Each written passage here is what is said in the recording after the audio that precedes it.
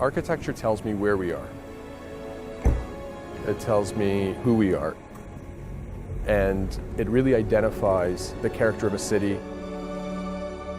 You can look at buildings and know immediately what the location is. And to me, that's identifiable. That's art, and it's city's art. It's a country's art.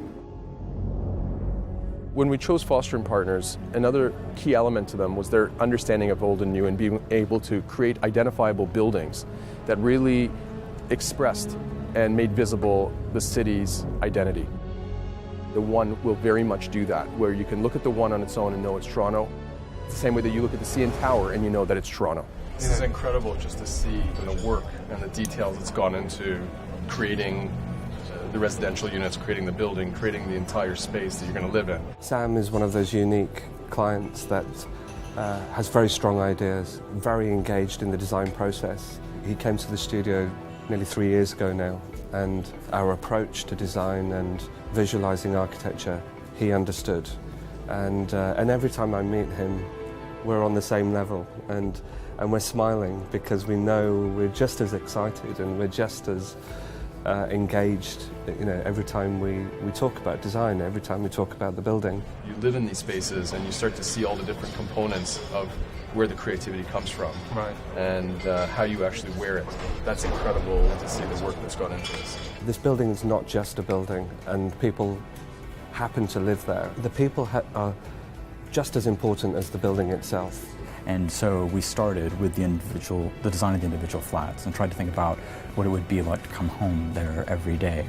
And then from that began to build out what our floor plate design would be and then how you get through the building. So sometimes we put design and physical things secondary to the experiential, because essentially what we're trying to do is make people's lives better. This is where you can start to hear the music and get the feel of what it's really going to be like to live there. This is a great shot of how it incorporates and you start to see inside the homes. I mean, it's all details. And It's all form and function and art. I think what struck me about Sam is that, you know, he was a man who had a vision. He had a vision about what he could create on this particular site.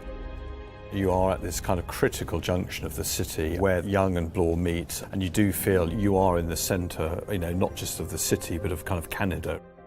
Toronto has a very distinctive skyline. Obviously, the CN Tower is the reference point. I think we're creating a kind of a second focal point. Our immediate reaction was one should celebrate its focal point, and we can do that very, very positively by introducing obviously a structure of significant scale.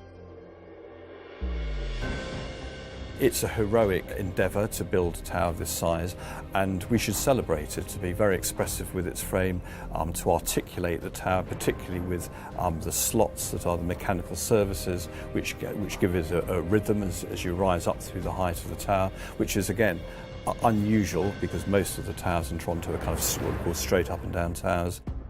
When we first started the brief was never build the tallest building. The brief was he wanted to have the best building and that it had to be that the whole way through. Sam made it very clear that this was a building where every bit of it had to be uncompromising, right down to the point that at the base of the building he wanted the whole space open for really world-class retail. And normally when we do a building, you'll have the core and it runs down through and it ends up providing a huge amount of the structural support for the building. And so the very first bit of the brief was that just has to come out. Then that really led us to a challenging design of, well, how are we going to develop a building that could be entirely clear span at the base and also be the tallest building in Canada. And that's the kind of design brief that you just live for. If that doesn't excite you, you're in the wrong industry. So as we were developing the projects for the One, we had the ability to model them three-dimensionally in the computer and then print them three-dimensionally. And we can generate those models very, very quickly, so we can test different ideas, different structural forms, different massing arrangements, and that's kind of key to how we interrogate our designs and understand whether they're working visually, but also in the wider context of the city. The One's going to be the last piece of the cluster that happens at Yonge and Bloor, and that's a responsibility we take very seriously. People are very excited about what's going to happen here, and not passively so. They really asking lots of good questions and really invested in their community and where they're going to be. And what you're seeing with the One in every sense is really the voices of the city coming together and speaking as one unified voice to create something that's going to be an iconic landmark to identify Toronto and Canada as a world voice and the presence of an iconic landmark in the classes of what we see around the world.